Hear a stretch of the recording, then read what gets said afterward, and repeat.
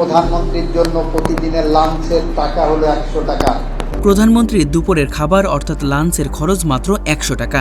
একটি দেশের সরকার প্রধান, অথচ তার দুপুরের খাবারের জন্য বাজেট মাত্র 100 টাকা। 100 টাকার বেশি উনি লাঞ্চ করবেন না। 100 টাকায় কি লাঞ্চ হয় আপনারাও জানেন। শুনতেই অবাক লাগে, তাই না? প্রধানমন্ত্রী মানেই বিশাল আয়োজন, নানা ধরনের খাবার আর অঢেল টাকা খরচ, এমনটাই সাধারণ মানুষের ধারণা। কিন্তু সেই ধারণাকে যেন পাল্টে দিচ্ছে বাংলাদেশের প্রধানমন্ত্রী তারেক রহমানের দুপুরের খাবারের এই বাজেট। একজন প্রধানমন্ত্রীর জন্য দুপুরে খাবারের বাজেট মাত্র 100 টাকা, এই অঙ্কটি সত্যিই অবাক করার মতো।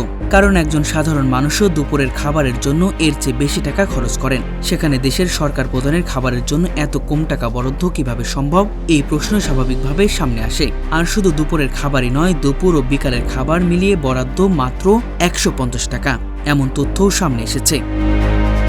অর্থাৎ দুপুরের খাবারের জন্য 100 টাকা এবং বিকালের খাবারের জন্য আরও 50 টাকা, সব মিলে 150 টাকা। প্রধানমন্ত্রী তারেক রহমানের প্রতিদিনের রাষ্ট্রীয় দায়িত্বের পরিধি বিশাল, গুরুত্বপূর্ণ সিদ্ধান্ত, বিভিন্ন বৈঠক ও রাষ্ট্রীয় কার্যক্রম নিয়ে ব্যস্ত থাকেন তিনি। অথচ তার দুপুর ও বিকালে খাবারের জন্য এমন নির্ধারিত বরাদ্দ, বিষয়টি নিঃসন্দেহে ব্যতিক্রমী। মাত্র 100 টাকায় দুপুরের খাবার এবং দুপুর বিকাল মিলিয়ে 150 টাকা বরাদ্দ, যা শুনলে স্বাভাবিকভাবেই প্রশ্ন আসে, এত কম টাকায় আসলে কি ধরনের খাবার আয়োজন করা হয়।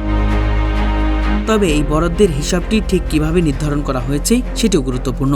100 টাকায় কি খাবারের সম্পূর্ণ খরচ, নাকি এটি সরকার নির্ধারিত খাবারের মূল্য বা নির্দিষ্ট কোনো বরাদ্দ?